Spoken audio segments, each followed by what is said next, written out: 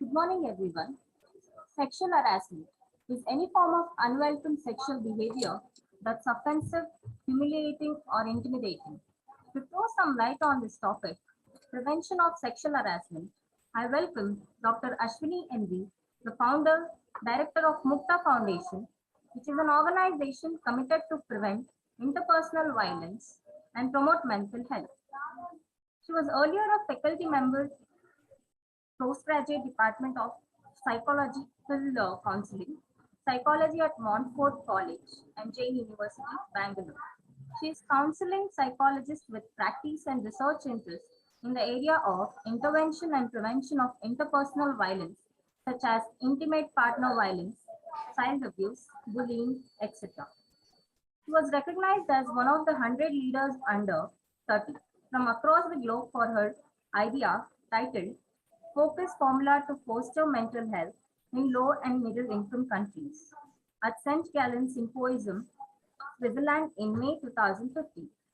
Mukta Foundation was appreciated by Kailash Satyarthi, Nobel Peace Prize winner, for its collaboration with Young Indians of Confederation of Indian Industry for the project. Masu, a nationwide initiative to prevent child sexual abuse in September 2017. She is the recipient of Rotary Bangalore's Vocational Service Award 2018 and 19 for her work in the area of training and promotion of mental health.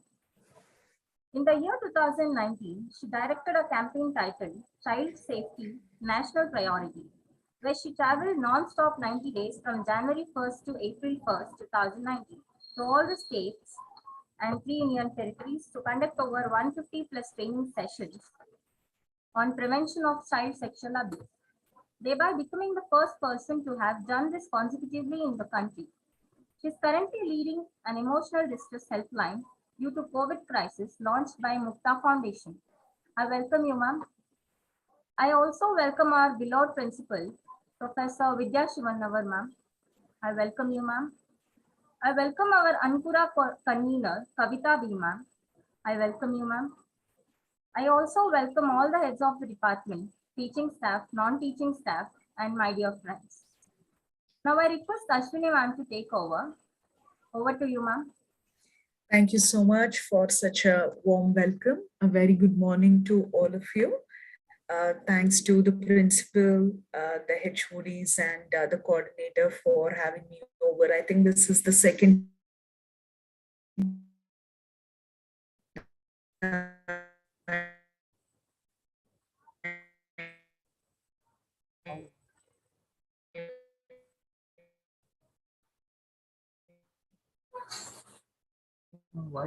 that I'm interacting with the student body of understand what's the age group of the students. All of them would be above 18.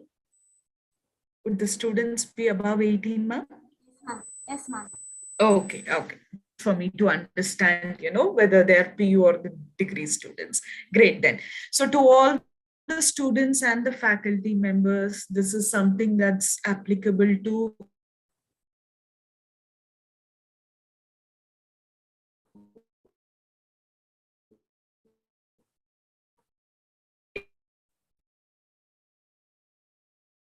Ma'am, you're not audible, ma'am. You're not audible.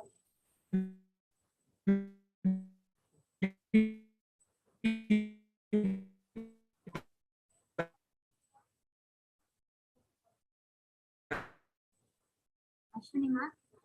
Sorry, ma'am, you are not audible.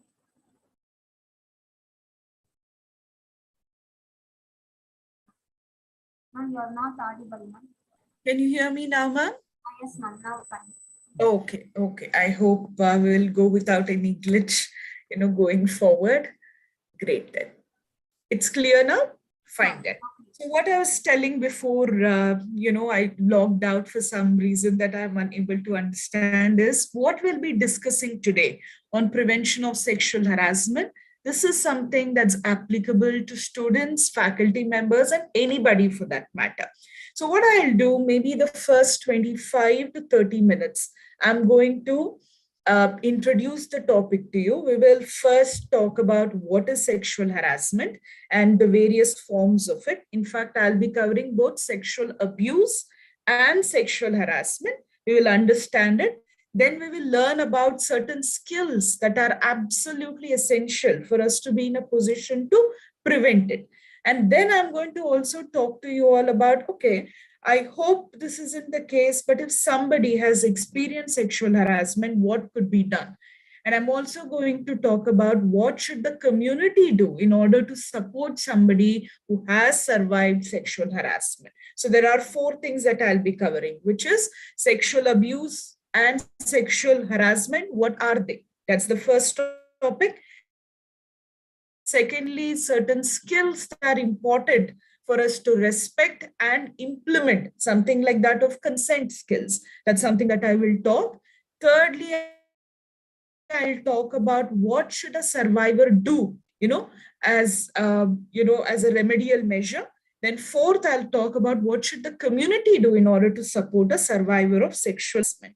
So without any further delay, let me take you all through what I have in mind to discuss. I hope all of you are able to see the screen. Yes? Okay, great then. So look at this. This is something important because a lot of times sexual harassment may not dependently. There might also be other forms of abuse that we must be aware of. Only when we know what are all the other forms of abuse, sometimes we'll be in a better position to understand about sexual abuse, even well. Different forms of abuse. Physical abuse. When I say physical abuse, examples could be physically attempting to harm another person, slapping, hitting, pulling, pushing. Let's say in a workplace, if somebody is amounts to physical abuse. Sometimes physical abuse could also be, let's say, in a family.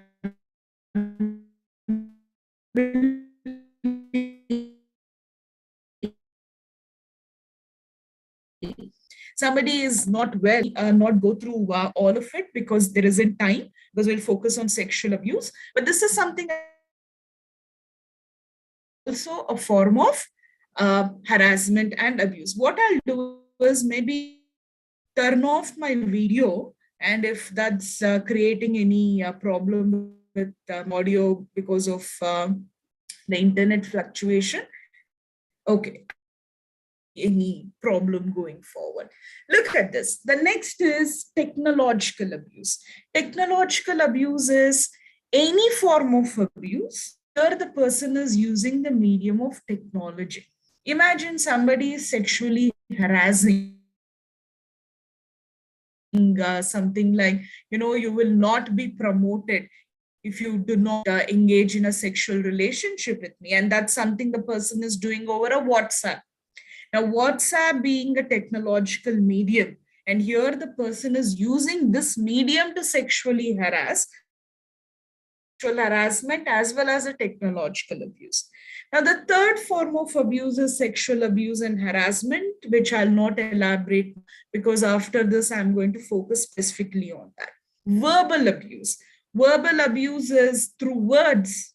There could be sexual forms of verbal abuse or verbal forms of sexual abuse. So then we also have what is known as abuse. So financial abuse is taking money, not returning it despite having when somebody does not return the money, or constantly harassing to provide money. All of this would emotional abuse. Sometimes there is something called gaslighting, telling something to the other person, self-doubt. I'm not elaborating of this, but I wanted to remember these 6 forms of abuse. Sensitive. When I say sensitive, let us not be with these forms. And if somebody is making an attempt to abuse us using these forms of the abuse, then also we need to be taking a stand. What's needed, we need to stop it. So I hope you will remember these 6 forms of abuse. Now, let's move on and focus specifically on sexual abuse and harassment. Are you all able to see this? Yes, can I have somebody confirm whether you're able to see? Yes, ma'am. Okay, okay. You can see. Now, I want you to look at two, acts, the laws that are very important in India. See, one is applicable to adults, the other one is applicable to children. Even though we are talking about sexual harassment among adults today, sexual abuse also. Look at this. Sexual harassment of women at workplace, prevention, prohibition, and redressal act got passed in 2013. This is applicable to any workplace with more than 10 people. Now, even a college, so a workplace, so both students and teachers would get covered in this particular act. But I think as adults, we should also know what are the laws that are there to protect children against sexual offenses. And I want you to remember so protection of children against sexual offenses. The abbreviated version is called POCSO. I want you to remember these two laws, one for the adults in the context of workplace, which is the sexual harassment of women at workplace. Now, a particular institution could also ensure that not just women, but men and the members of the third gender, the LGBTQIA community are also covered as part of their prevention of sexual harassment, the policy of an institution. So it's not just for women. The institution could also cover everyone as part of their policy. And remember, so these two I want you to remember. Now, for some reason, my slides are getting stuck, but let me move forward. Now, I'll elaborate more on what are the various forms of sexual abuse. See, I want, in my understanding, sexual harassment is part of sexual abuse. Yeah, and there are several forms of it. Look at this. Together, 5 different forms of sexual abuse. And as part of it, sexual harassment is also included. Contact forms of abuse. What does contact forms of sexual abuse mean? Where there is touch. Where there is touch. Molestation to rape.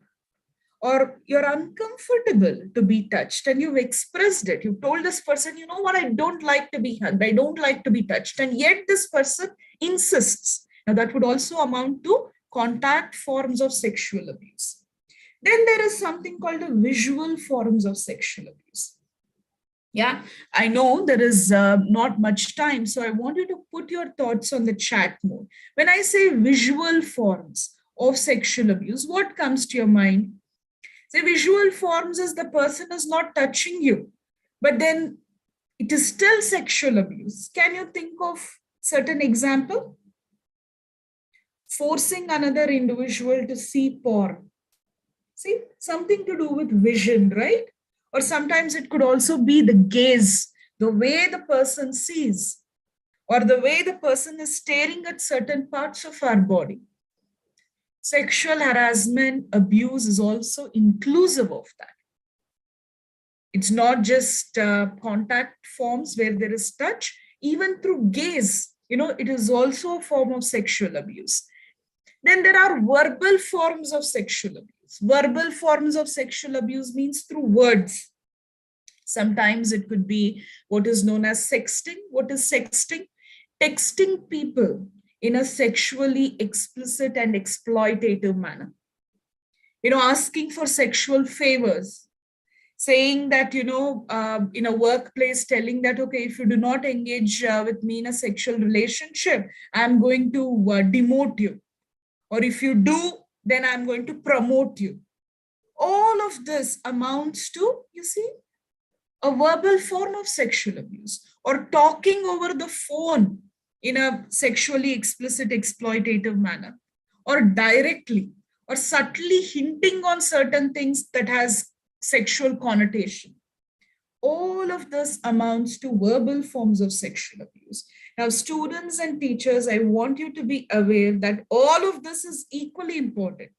I know there are some people who give more importance to the contact form, and less importance to every other form of sexual abuse. That cannot happen. If we are not standing up to prevent non-contact forms of abuse, sometimes we won't even find our voice to stop contact forms of abuse. So do not overlook any form of sexual abuse. All right. Then I've already talked to you about technologically driven abuse. So there is another point, which is sexual abuse using technological means. There could be several forms. For instance, like I said, texting messages or sending inappropriate pictures, videos, or to say that, I have a certain, the picture of yours, and maybe, a picture that when you're bathing I have, and then I'm going to circulate it. You see, all of this amounts to sexual abuse using technological means. Or another example is what we call revenge porn. Revenge porn is, let's say two people were in a dating relationship, yeah, and they have taken certain intimate pictures when they were in a healthy relationship, or let's say not healthy, when they were in a relationship. Now there is a breakup. Now one of the parties is unhappy about the breakup, and now they're threatening the other person that, look, I'm going to leak all the intimate pictures or videos of ours. This is called revenge porn, and it is a criminal offense. Yeah, and it is something that we need to raise our voice against. Then we have commercial sexual exploitation. Like I said, I'm covering both sexual abuse and sexual harassment. And I think it's equally important to focus on both. Commercial sexual exploitation is, forcing a person to participate in a porn production and then selling it.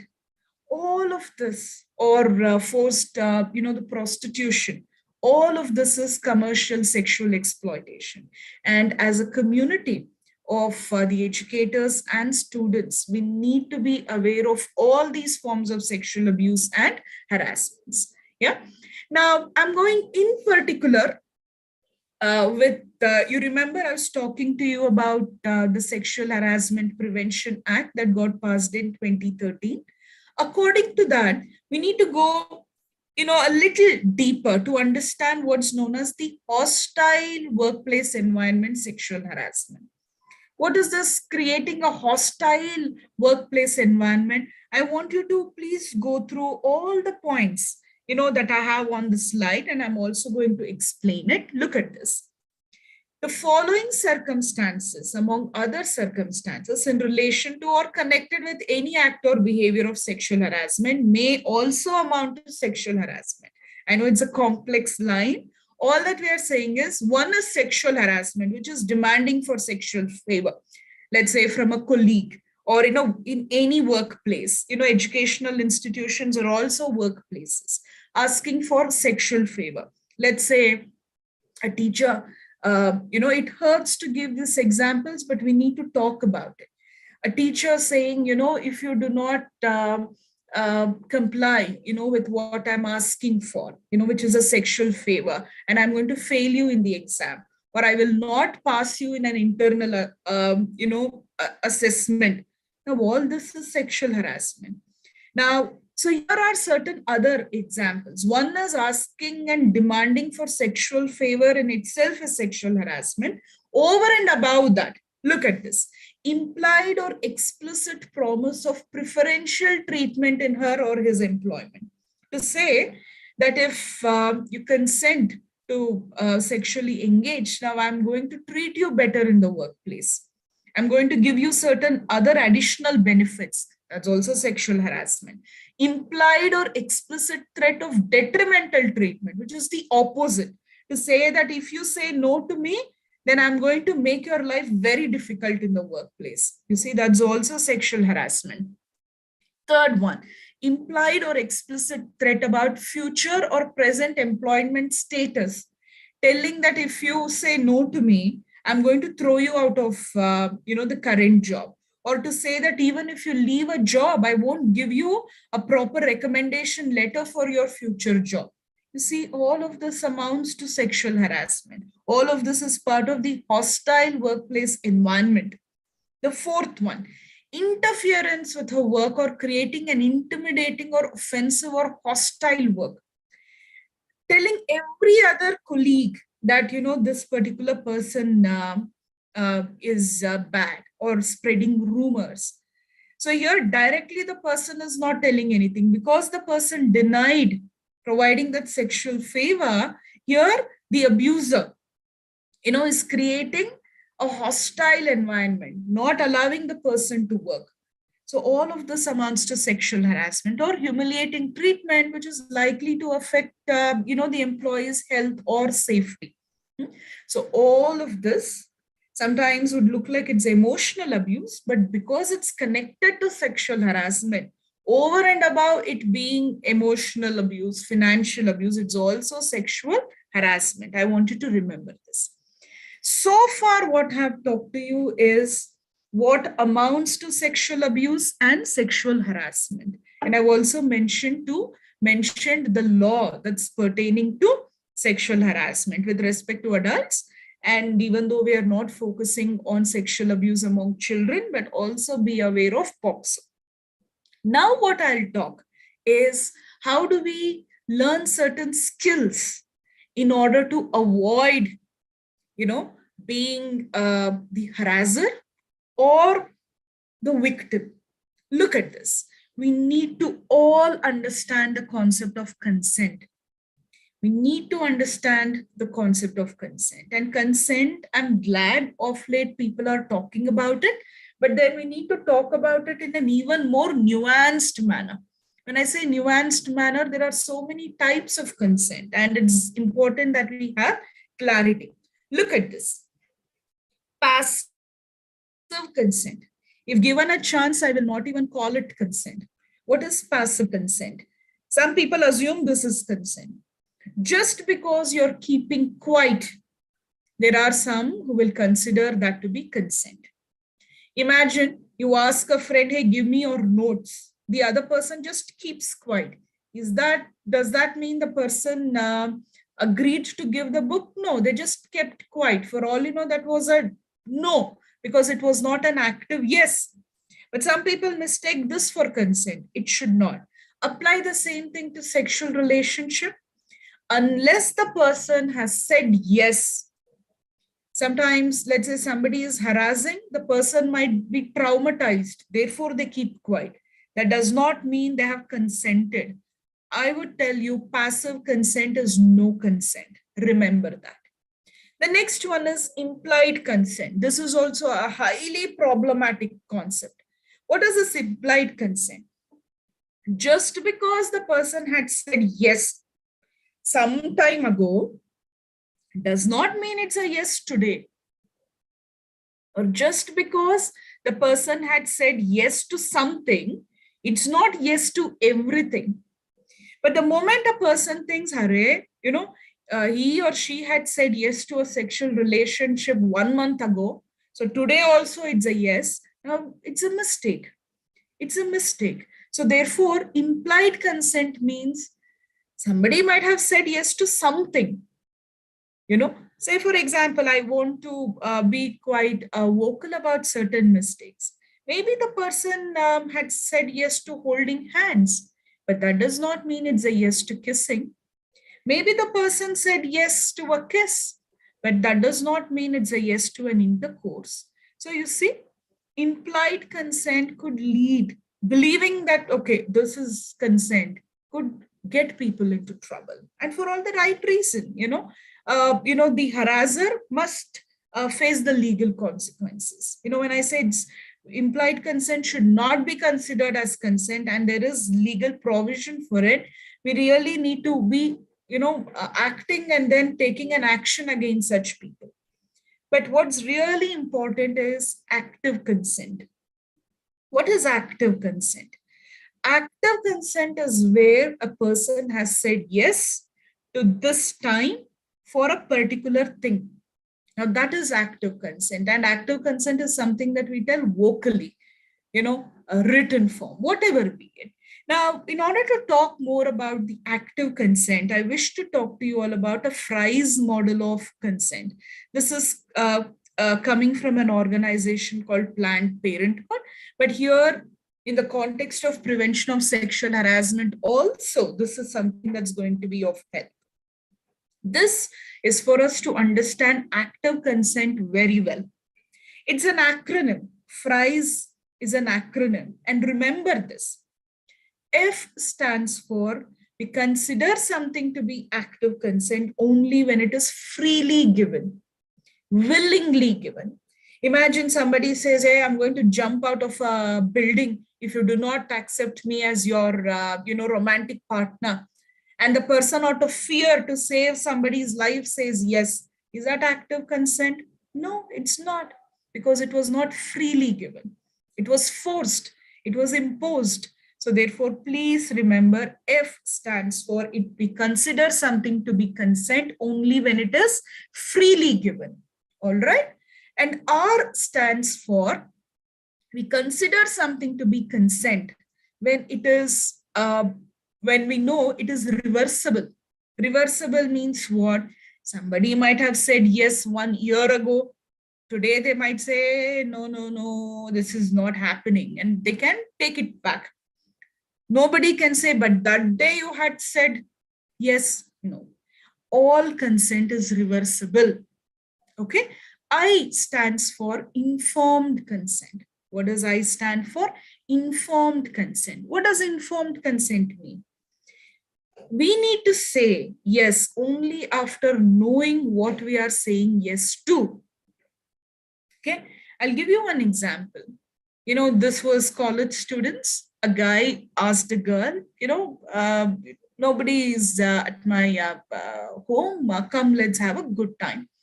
Now the girl thought maybe they're going to watch Netflix, maybe they're going to watch some movie.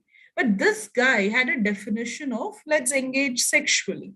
Now, the girl said yes, assuming that his definition of a good time is just eating popcorn and watching a movie.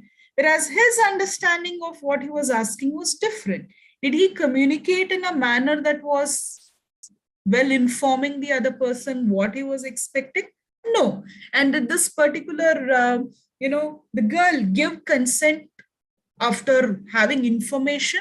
No. But legally, it would be seen as, non-informed consent, does not hold good. So therefore, I means informed consent. E means enthusiastically given. All consent must be given with joy, willingly, happily, enthusiastically. S says all consent must be for specific things. Specific. Now, let's say two people are dating. Just because you're dating does not by default mean the person has said yes to a sexual relationship. So consent is given for that which is very specific. So always remember the FRIES model so you don't get into any type of problem. And it's also only ethical, right, to respect everybody and their, the willingness to engage or not to engage in a sexual relationship. If you do not respect, that amounts to abuse and harassment. All right. So now, I'll move on. Maybe I'll take another 5 to 6 minutes. Yeah. So look at this. Now that I have talked to you about consent, for a couple of minutes, I want to talk to you all about, a concept called psychological entrapment. And this is something that sometimes survivors of sexual harassment go through. Sometimes, a person might have been a survivor, a victim of sexual harassment. And for all, for a certain period of time, they were so traumatized or they were worried that other people may not understand them, or there could actually be threat from the harasser that, look, if you talk about it, then, you'll be in trouble. All these and more might have psychologically trapped the person. All right. All these and more could have made the person believe mentally that, I cannot be putting an end to this. But please remember, it's never too late. You remember the Me Too movement? There were people who talked about what they had been through several years ago. Yes, collecting evidence is tough, but that does not mean it's impossible. So it's never too late. We need to call out, we need to condemn anything that's abusive and harassing in nature. And especially when it could happen to anybody, it could happen to me, it could happen to you. Let's not get psychologically entrapped into a belief that, okay, if I'm not able to talk about this the last 3 months, I won't be able to talk now. Let us not get trapped in our own mindset. Yes, it was not possible for you to talk a couple of months ago or a weeks ago. Take help. If not vocally, orally, please write it down. Maybe you could send across a letter, whatever be it. So therefore, kindly ensure you believe that it's never too late. Do not get psychologically entrapped.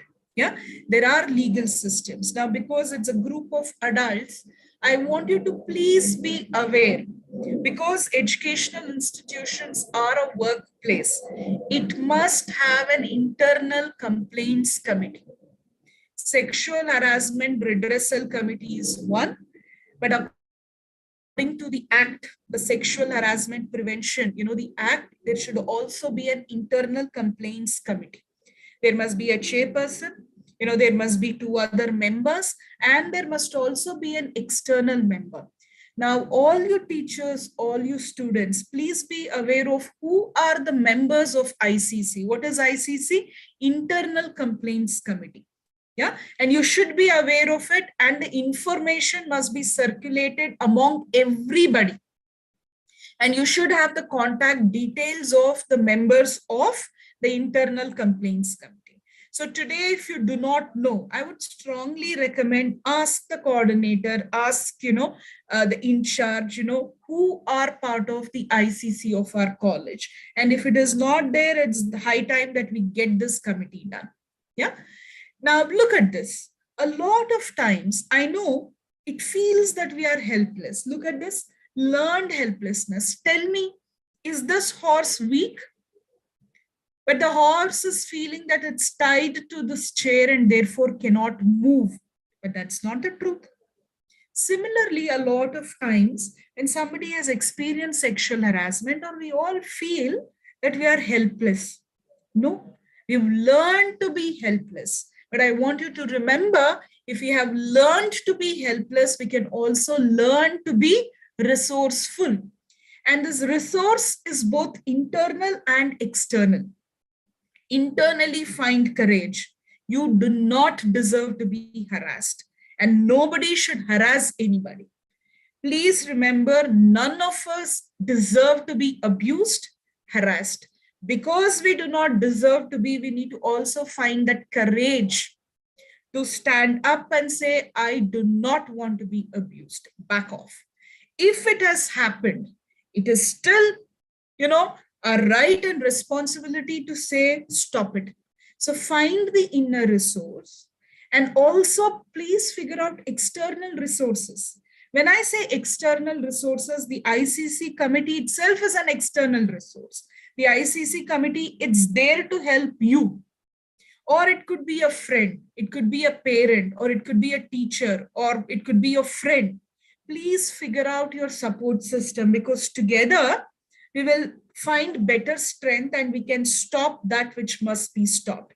So what am I encouraging all of you? Let us not learn to be helpless. Let us learn to be resourceful. All right. See, so far I have talked to you in as briefly, but I hope comprehensively as possible, on what is sexual abuse, what is sexual harassment. I've talked to you about the legal, the law that's there. And then I've also talked to you about consent. And I've talked to you about why, and how you need to find courage. Please find internal strength. External resources are there, which you need to be aware. But now I want to talk to you all about what can the community do. Imagine in a college or in a workplace, I'm getting sexually harassed. My friend sees it. My friend sees that I am unable to find my voice. What can the community do? Community means people around. We are also part of the community. Everybody is part of the community. Now, I wish to talk to you all about what I call as we care. We care is a model that I have developed which systematically encourages the community to support survivors of abuse. First and foremost, watch out for warning signs. I'm talking about this in the context of sexual harassment, but it is equally applicable to any form of abuse: child sexual abuse, bullying, dating violence, intimate partner violence, domestic violence, elderly abuse, sexual harassment at workplace, sexual harassment at public places, whatever be it, it is applicable. First, as a community, let's watch out for warning signs. Imagine you are aware of a colleague or a friend of yours who's generally very cheerful, but off late the person doesn't seem to want to talk to anybody. Isn't that a warning sign that something could be wrong, potentially wrong? Some problem. Warning signs could be, let's say, the person has puffy eyes, or the person, the moment there is a call that's coming to the person is shivering. Isn't all this warning signs of some problem? Now, if at all you notice that, happening to another person, do not think that it's not my issue. And if I check, is everything okay? Then the person might think that I'm being a pokey nose, I'm being intrusive.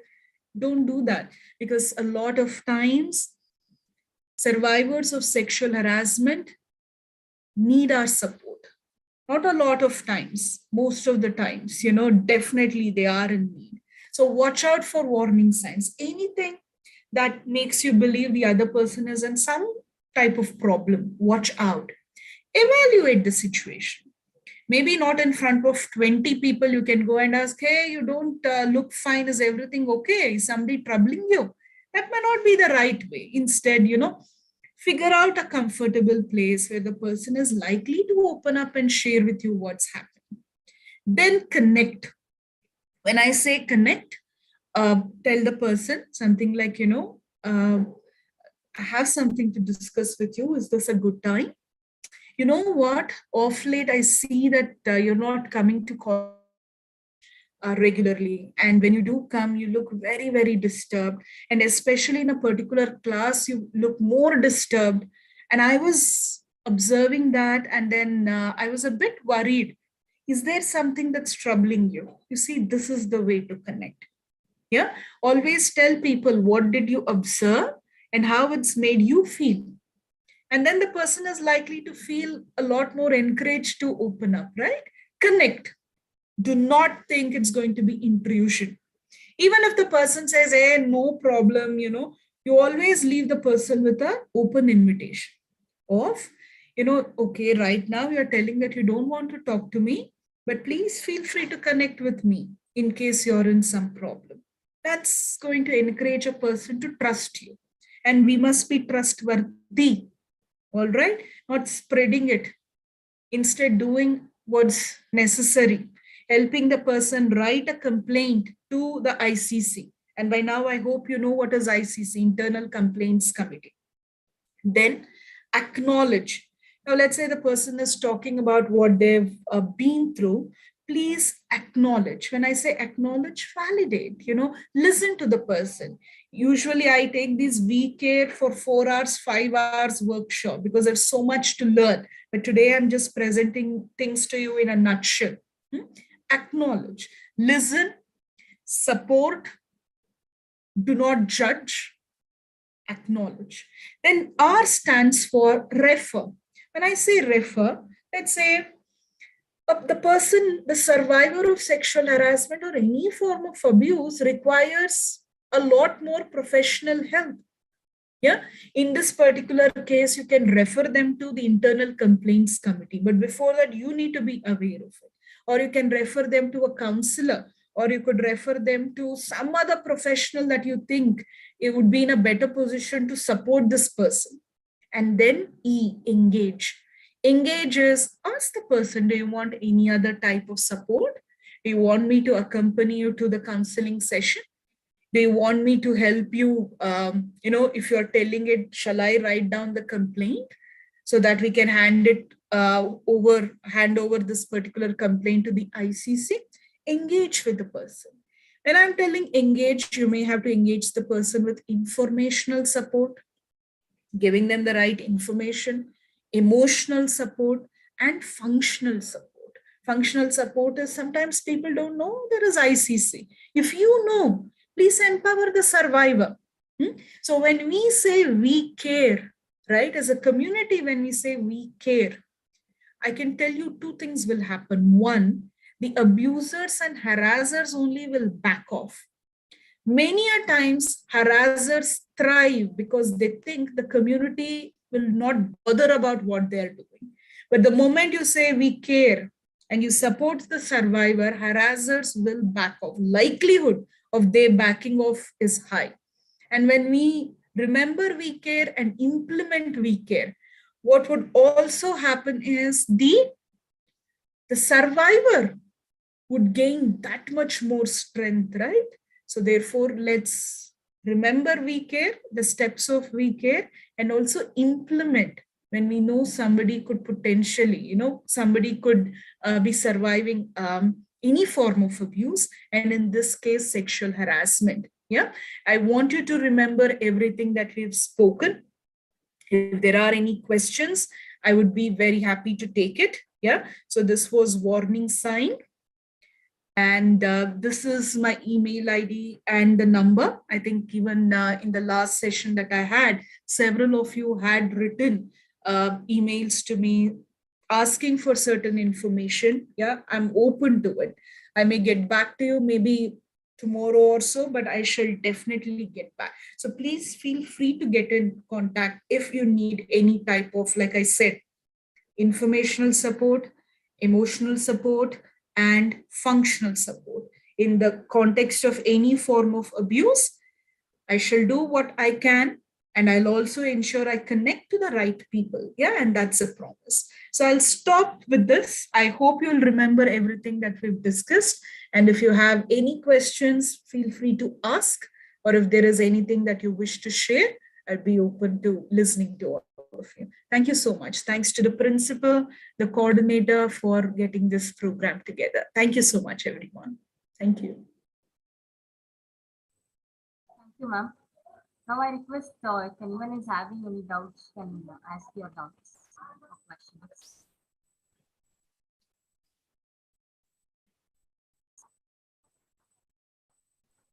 I know all of you were such excellent listeners. There might be questions. This is like the starting trouble, right? It's like, who would ask that first question? If you don't have any questions now, like I said, you can also email it to this particular email ID. I'm putting it in the chat mode.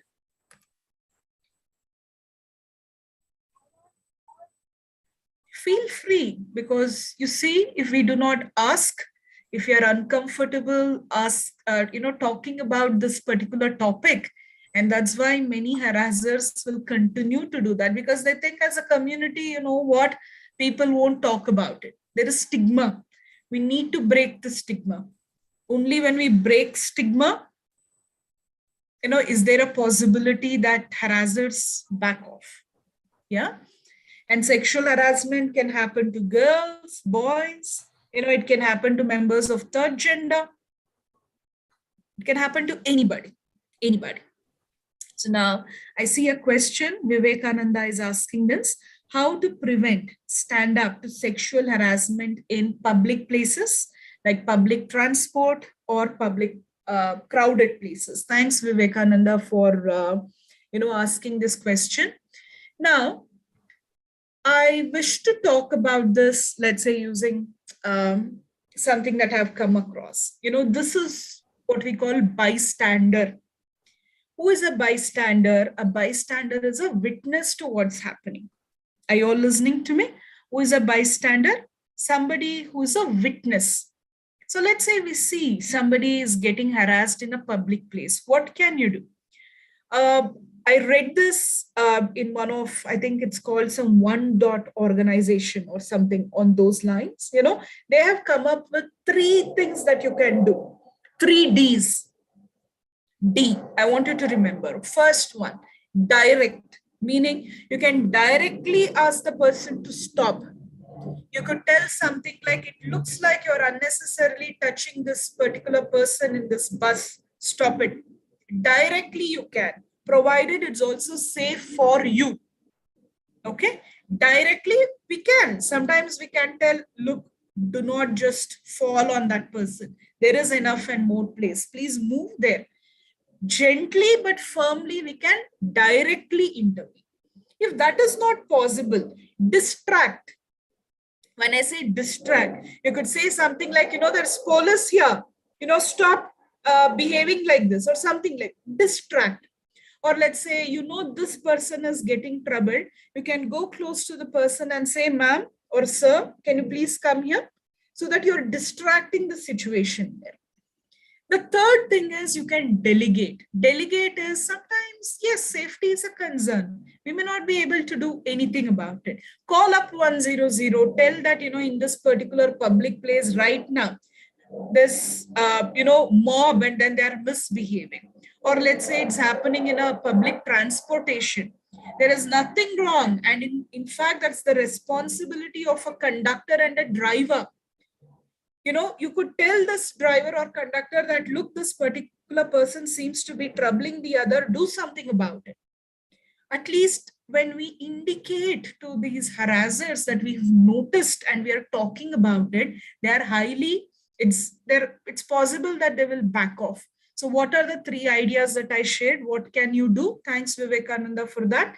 Directly intervene, distract, both the harasser and maybe the victim, get the person move from that place, or you delegate. Delegate means you give this responsibility to somebody else by informing them, the police, the conductor, somebody else, or get more people.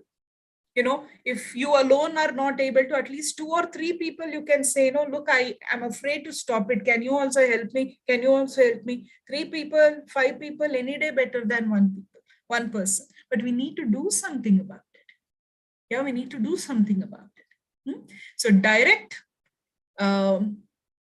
distract, delegate.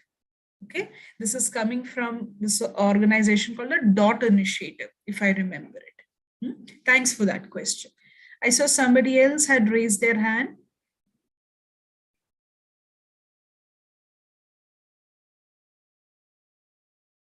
The name was Pratibha, I think, but see if you wish to ask, or you could also type like Vivekananda did. But there's always something that we could do to prevent any form of abuse, that's for sure. Yeah, remember that. Anybody else?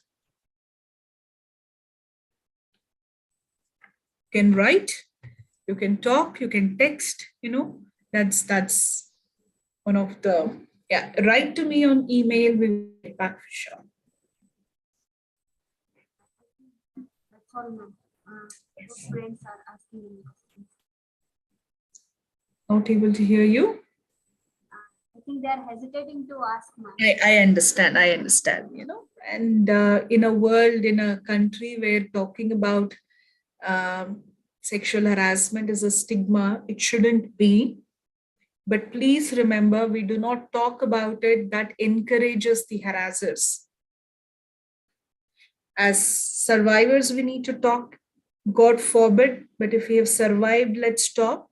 But the most important thing is also the witnesses, the bystanders, people around. If we do not talk, then the survivor's voice will get silenced. Yeah, please talk. Why should you talk? Because you know what is sexual abuse, you know what is sexual harassment, you know the laws that are saying, you need to talk, and only then the law can be implemented. The better still, also you remember, the consent. So you are not the harasser. Yeah. Remember consent, respect it. Yeah. And if you're a bystander, you remember the we care steps, implement it. All right. Thank you very much, ma'am. Thank you so much. I request everyone to kindly fill the feedback form. Okay. Now I would like to call upon Varun to give vote of thanks.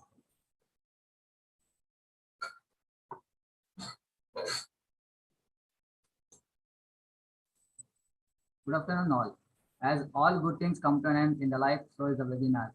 On the behalf of Sheshayapuram Institute of Commerce and Management, I take this opportunity to propose the vote of thanks on prevention of sexual harassment by our institute. At the outset, I thank our resource person, Dr. Ashwini N. V. Ma'am, founder and director of the Mukta Foundation. Thank you, ma'am. We are really enlightened with your knowledge and presence. I would also thank our principal, ma'am, with Professor Vidya Shivanavar, ma'am, with our knowledge and presence. I would like to thank our principal, ma'am, for our enthusiastic support. I would also thank all the head of departments and also Dilip sir for the technical support. A special thanks to Kavita ma'am for organizing the webinar, and I thank all the teachers who have attended the meeting for the support and coordination. Our heartfelt thanks to our students for active participation. With these warm words and a kind message, we will move to the end of today's webinar. Thank you. Feedback link will be shared in the WhatsApp group. Thank you. Thank you very much, ma'am. Thank you very much. Thank you so much. Thanks, everybody. Thank you very much for providing information. Ma'am. Thank you, ma'am. Thank you. Very nice. Thank you very much. Ma'am. Thank you, ma'am. Can we stop now? Please stop it. Thank you, ma'am. Thank you very much.